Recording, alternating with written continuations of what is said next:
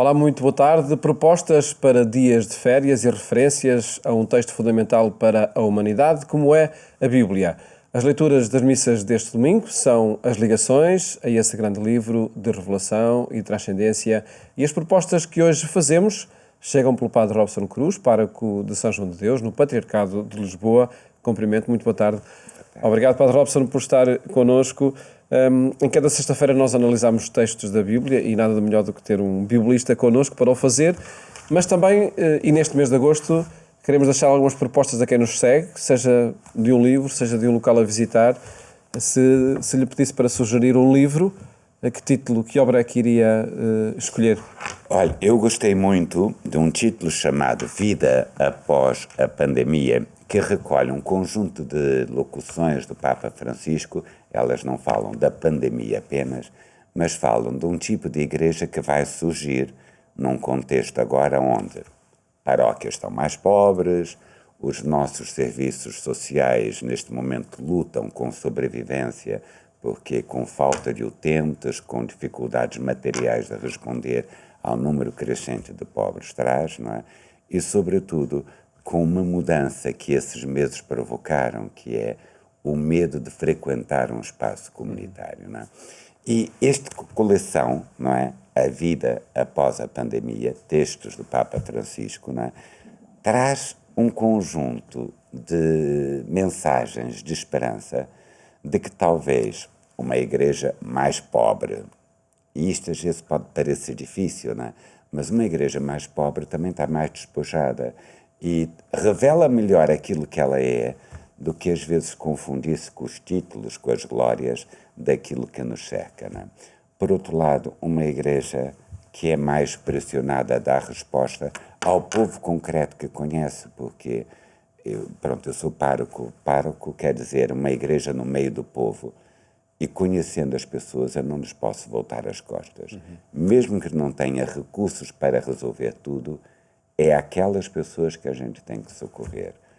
Por fim, esta crise de identidade comunitária, sim, com todo o amor que a gente tem à comunicação social, pela internet pode-se formar, pode-se ajudar a fazer opinião, mas se falta o compromisso pessoa a pessoa, cara a cara, a comunidade fica mais pobre. E temos que reinventar isso também, com todas as regras de segurança, com todo o distanciamento que até aqui temos, mas o perceber que eu pertenço a uma comunidade, e é quando estou ligado a uma comunidade que a fé acontece, acho que é muito bonito. Nós vamos ter que mudar. A igreja vai ser nitidamente mais pobre, vai ser uma igreja mais despojada.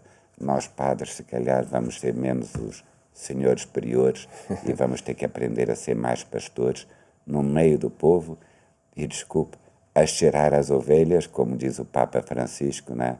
Que são mais pobres, mais frágeis, mais humildes. Né? Este tempo acaba por ser assim uma oportunidade, se for para essa redescoberta. Para mim é apaixonante. Mudar as circunstâncias, não é? É também a ideia de que nós somos capazes de nos reinventar para além de qualquer cultura, não é? Muitas vezes, sobretudo da ala não praticante da Igreja, pode parecer escandaloso o património que a Igreja tem, às vezes uma certa importância que algumas figuras têm e que gostam de alguns títulos que ostentam, não é? E esta ideia de termos que ser mais autênticos, mais evangélicos, mais à maneira de Jesus, que não tinha uma pedra onde reclinar a cabeça, eu acho que isso dá aqui um programa que não tem as etapas feitas, somos nós que vamos ter que a fazer, mas nos sermos mais configurados com Cristo, isto é bonito. Aprender a gerir recursos com maior eficácia, sabendo que isto é tudo muito limitado e que temos o destino dos nossos trabalhadores, em primeiro lugar. As instituições têm encargos com o pessoal e não os pode dispensar, não é? Mas saber como é que vamos fazer isso, não é? Por outro lado, reinventar formas de viver comunitária. Claro que eu tenho imensas saudades dos abraços, eu tenho muita necessidade do toque físico, não é? Mas o perceber que aquilo que nos une é muito mais profundo tem-me ajudado muito. E nestes dias, se temos oportunidade, sugerimos também um local a descobrir, mesmo sabendo que nestas atuais circunstâncias nem tudo é possível. Mas há algum destino, Padre Robson, que escolheria? Bem, eu como nasci Talvez o seu perto do Brasil? mar, assim, pronto, não posso ir ao Brasil, não é? Até porque o meu passaporte caducou e agora para conseguir renová-lo está a ser difícil. Mas é assim, há um passeio que eu fiz há 2 anos que eu gostei muito e recomendava, e tem a ver com o circuito à volta do Douro. Não é apenas apanhar o barco, por muito simpático que seja, mas é conhecer as edificações da chamada Rota do Românico em Portugal. Foram períodos muito austeros em termos de fome que havia no país, poucos recursos materiais, não é? Mas como aquelas construções, não é, representam a necessidade numa igreja que sabia que tinha que evangelizar a zona rural. E não é a monumentalidade de edifícios já do gótico ou do barroco, mas é a simplicidade do românico, onde o trabalho na pedra, os capitéis, esculturas, um fresco ou outro, não é? Permite maravilhar-nos com a autenticidade das pessoas. Eu já tinha feito essa rota do românico há muitos anos, há mais de 20 anos. Voltei a fazê-la há 2 anos atrás, com uma preocupação diferente. Enquanto da primeira era só turismo para conhecer pedras, eu fiz um esforço de participar nas missas das comunidades que se reúnem lá hoje.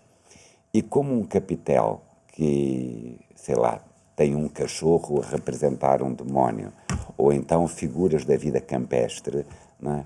Como é que tudo isso entra numa liturgia da vida no século XXI? Como é uma zona muito bonita, uma zona mais fresca para o verão, eu recomendava isso, né? Basta escreverem Rota do Românico, vai-vos aparecer na internet imensas sugestões, desde obras monumentais, não é? Como o Convento do Pombeiro, até coisas muito simples ali na Foz de Sousa, que são obras-primas de cultura popular transposta para o espaço celebrativo. Achei encantador e as comunidades encarnam o espírito de 1000 anos, não é? Com os desafios de hoje. Pareceu muito bonito a experiência. Se eu pudesse, E lá voltaria, voltava não este ano. é? E aí, sem dúvida, que é, mesmo nas atuais circunstâncias, é mais fácil fazer chegar a esses locais. É.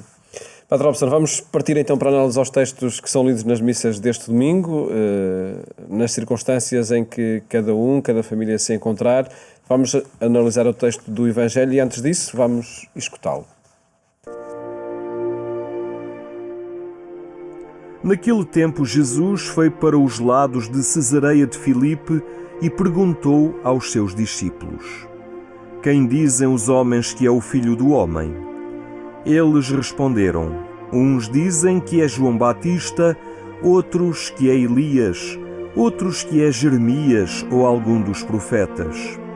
Jesus perguntou: E vós, quem dizeis que eu sou? Então Simão Pedro tomou a palavra e disse: Tu és o Messias, o Filho de Deus vivo. Jesus respondeu-lhe: Feliz de ti, Simão, filho de Jonas, porque não foram a carne e o sangue que te revelaram, mas sim meu Pai que está nos céus. Também eu te digo, tu és Pedro, sobre esta pedra edificarei a minha igreja, e as portas do inferno não prevalecerão sobre ela. Dar-te-ei as chaves do reino dos céus. Tudo o que ligares na terra será ligado nos céus, e tudo o que desligares na terra será desligado nos céus. Então Jesus ordenou aos discípulos que não dissessem a ninguém que ele era o Messias. Padre Robson, que centralidade tem este texto na afirmação primado de Pedro, dizemos assim, não é? Que o Papa mantém na história. E, sobretudo, o primado de Cristo, ao qual é a chave de leitura do primado de Pedro, não é? Esta pergunta que nos aparece no capítulo 16 do Evangelho de São Mateus tem uma beleza muito grande. O seguimento de Jesus, tal como hoje, pode ser feito por muitas razões. Um discurso nacionalista, e eles encarnavam isso. Jesus fazia a promessa de uma mudança. Quando se tem o país invadido pelos romanos, é muito fácil pensar: este que vem falar vem propor uma revolução. Pode ser um discurso espiritualista, no sentido de propor uma reforma religiosa do culto, das formas tradicionais, e não esqueçamos, por várias razões, o culto do templo de Jerusalém no tempo de Jesus estava ferido de ilegitimidade, não é? Porque João Hircano matou o sumo sacerdote e disse que o rei passava a ser o sumo sacerdote. Põe um problema da legitimidade da liturgia celebrada no templo, não é? E a pergunta de Jesus, não é exatamente esta: qual é o lugar de Cristo na história? Um agitador de massas, um revolucionário social, entende? Um homem que vem apenas propor, digamos, reformas cultuais. E a pergunta é: quem dizeis vós que eu sou? Ou seja, vida em comum, ouvir a pregação, testemunhar prodígios e milagres, não deixam de ser uma pergunta profunda: quem dizeis vós que eu sou? A resposta que nós ouvimos em Mateus contrasta com a dos outros evangelistas. Por quê? Elias é uma figura comum, João Batista também, mas só Mateus diz que as pessoas do tempo de Jesus identificavam o seu ministério, a sua pessoa, como Jeremias. E Jeremias é o profeta mais desconcertante. Por quê? Porque Jeremias é um profeta que fala de uma transformação radical de Judá num contexto de uma sociedade que está a acabar. Vésperas do exílio, alianças políticas desastradas, o esquecimento da justiça, não é? E, portanto, mais ainda o facto de Jeremias propor uma nova aliança e dizer: isto não vai só com regras, só com mandamentos, tem que ser algo inscrito no coração, tem que haver uma mudança interior. E é bonito, porque Jeremias parece que é o profeta cuja biografia está muito bem escrita no livro a ele atribuído, né? Mostra que o olhar sobre Jesus também, entende, trazia esta novidade. Jesus como um homem de Deus no meio do povo. Esta pergunta, quem dizem os homens que é o filho... Quem dizem os homens que é o filho do homem, permanece por responder cabalmente? Permanece porque todos nós somos peregrinos da compreensão da pessoa de Jesus. Eu não cheguei lá ainda. Se calhar na minha juventude Jesus era uma espécie de bombeiro voluntário, né, que resolvia problemas. Quando eu era muito pequenino, era um milagreiro. Eu tive alguma dificuldade na relação com uma professora de matemática no antigo ensino primário e rezava para que lhe crescesse uma verruga na ponta do nariz para ela não aparecer mais nas aulas, não é? E Jesus não me resolveu isso, graças a Deus, não é? Na minha juventude achei que Jesus era uma espécie de árbitro, ditava as regras do jogo, não é? E se eu seguisse as regras, tinha possibilidade de ser campeão. Depois começo a perceber que mesmo cumprindo as regras, mesmo aceitando as normas, há muita coisa que fica por explicar. E é aí que vai se purificando ainda hoje a minha relação com Cristo. Não pode ser uma relação utilitária, tipo, preciso de alguém que me resolva os problemas que eu não resolvo. Não pode ser apenas uma relação de uma mística desencarnada à procura do mistério, do sublime, que depois não passa pela minha vida. É uma pessoa concreta que se relaciona comigo de forma misteriosa, que me dá sinais que eu preciso interpretar com os outros, não é?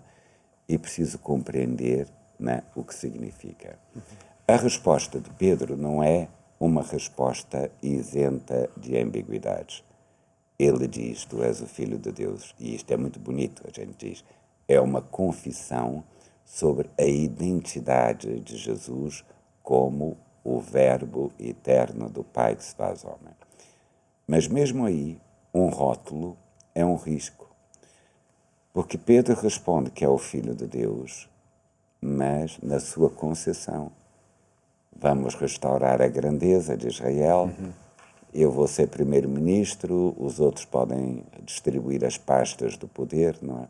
E, portanto, ainda há muito de humano nas expectativas que temos em relação a Jesus. E eu acho que o que é bonito no texto é que a promessa de Jesus, que através do ministério de Pedro, que é falível, é um ministério que vai ter momentos de negação, vai traição. Os outros discípulos, apóstolos, vão abandoná-lo no momento da paixão. Mas a promessa de Jesus é esta: mesmo tendo de purificar permanentemente esta relação com Deus, que por um lado é um Deus omnipotente e a gente nunca lá chega, mas ao mesmo tempo está próximo, reconhece pelos seus gestos, desafia olhar para o presente com esperança, continua a ser, digamos, um desafio. Claro que a interpretação teológica e ministerial que foi feita foi variando na história. Enquanto dentro da Igreja Católica o ministério de Pedro não é só o ministério de Simão, estendeu-se aos bispos que lhe sucederam, não é? Numa tradição mais de linha chamada protestante, nos movimentos da Reforma, acharam que era só de Pedro e mais ninguém. Nós mantemos uma espiritualidade em que acreditamos que, apesar da fragilidade dos nossos bispos, apesar do perfil nem sempre perfeito, que toda a gente se possa identificar facilmente com a figura do Papa, mesmo assim, de uma forma misteriosa, é com eles que nós vamos sendo introduzidos nesta comunhão que depois revela a cada um, ao longo do seu processo espiritual, este encontro com Cristo. E essa é a chave também para entender este primado que é afirmado no Exato. texto. É, porque o primado não é uma questão de autoridade jurídica, também passa por aí, mas é sobretudo compreender uma promessa de Cristo. Ele aceita misturar-se com os pecados dos homens para fazer a Igreja avançar, mesmo em períodos negros, como no Renascimento, fazer avançar com esses a quem ele confiou uma promessa para a Igreja toda. Agora, de forma mais breve, vamos analisar os outros dois textos que são lidos nas missas deste domingo. A primeira leitura é do livro de Isaías, do capítulo 22. Que promessa é essa? Ele será um pai para os habitantes de Jerusalém e para a casa de Judá. É muito fácil que o poder nos segue, o ter autoridade sobre os outros, o poder tomar decisões, não é? Onde se gasta o dinheiro, que grupo eu vou favorecer, que política vai ser. E é por isso que Shebna é afastado do cargo. E volta a ressurgir aqui em Isaías, não é? A ideia de que Deus há de suscitar da casa de Davi, num tempo que fica em aberto, não é? Alguém que verdadeiramente terá a possibilidade de estabelecer a justiça no meio dos homens. Abrir e fechar é dar acesso ou não acesso à justiça, democratizar ou então tornar o poder impenetrável. Não é? Jesus vai usar esta mesma imagem, abrir e fechar, não é? Num contexto diferente, que é o poder confiado a Pedro e dentro da nossa tradição católica aos sucessores é de outra ordem. Ligar a comunhão da Igreja é dizer que aqueles a quem o bispo congrega com o seu cuidado pastoral, com o seu discernimento, com a sua paciência para as diversas etapas do seu crescimento, estão realmente ligados a Cristo, não é? E aqueles que ele, em caso extremo, declarar isto não é coerente com o Evangelho, isto não corresponde à mensagem da salvação, precisam ser alvo de uma solicitude especial para poderem ser reintegrados na corrente do reino dos céus. Isto não é tipo self-service, cada um escolhe aquilo que quer, não. O reino é algo de concreto, a interpretação das exigências do Evangelho é confiada aos nossos bispos, não é? E é unidos a eles que a gente constrói a Igreja. Não é? O texto da segunda leitura remete para um conjunto de outras categorias que acredito sejam igualmente relevantes. A sabedoria e a ciência de Deus que têm que, enfim, determinar todo esse governo. Sobre tudo isso, vamos lá ver. O bispo, nem o Papa, o bispo, o padre, não é? Nenhum agente da Igreja tem a garantia de compreender a vontade de Deus por causa de um curso que tirou. Claro que o conhecimento dos textos bíblicos ajuda muito, a reflexão teológica feita em Igreja ajuda-nos a perceber os sinais, mas isto é um bocadinho aquilo que a Lídia Jorge falava acerca dos juízes, não é? São homens vulgares com poderes invulgares, não é? Ou seja, o ministro de Deus é um homem vulgar, pecador como eu sou, com defeitos, com situações que às vezes até podem parecer mesquinhas por a gente não as converter. Mas a quem Deus dá poderes invulgares. Mas isso só pode ser vivido se nós compreendermos que a sabedoria de Deus ultrapassa tudo. E Deus pensa sempre fora da caixa. A gente está empenhado em resolver. Há um foco de pandemia aqui, vamos atacar, fazer isto, etc. E Deus já está a pensar num horizonte mais amplo, como é que vai consertar isto e não apenas remendar aquele problema concreto. E são essas também mensagens que decorrem destes textos e que agradeço ao Padre Robson ter apresentado neste programa. Para além dessa sugestão de leitura que aqui fez, a vida após a pandemia, e uma sugestão para visitar o Douro nestes dias. É muito bonita. A Rota do Românico ajuda-nos muito a perceber como a evangelização do povo ignorante e iletrado foi feita com concessões arquitetónicas muito à escala humana, com decorações que ajudam a personificar os grandes desafios e as grandes lutas interiores. Fica essa sugestão para estes dias. Padre Robson, muito obrigado por ter estado aqui no programa Eclésia. Mais logo, propomos um outro encontro na Antena 1, quando forem 22h45. Até lá, votos de um bom fim de semana, ótimas férias, se for o caso, e até à próxima segunda-feira, se Deus quiser.